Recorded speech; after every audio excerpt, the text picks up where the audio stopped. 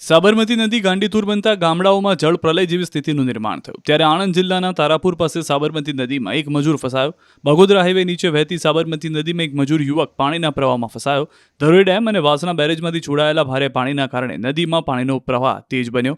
ગલિયાણા overbridge નજીક મજૂરી કરતો દિનેશ વહેલી સવારે નદીમાં ફસાયો.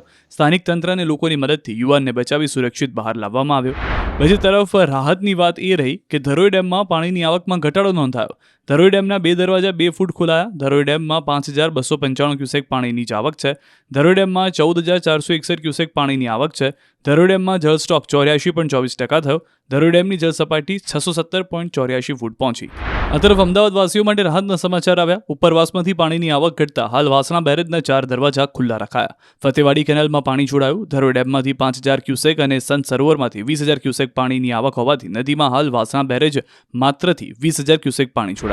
આ તરફ સરદાર સરોવર નર્મદા ડેમની સપાટીમાં ધરખમ વધારો. ઉપરવાસમાંથી 1,70,565 ક્યુસેક પાણીની આવક થતાં હાલ નર્મદા ડેમની સપાટી 135.35 મીટર પર પહોંચી.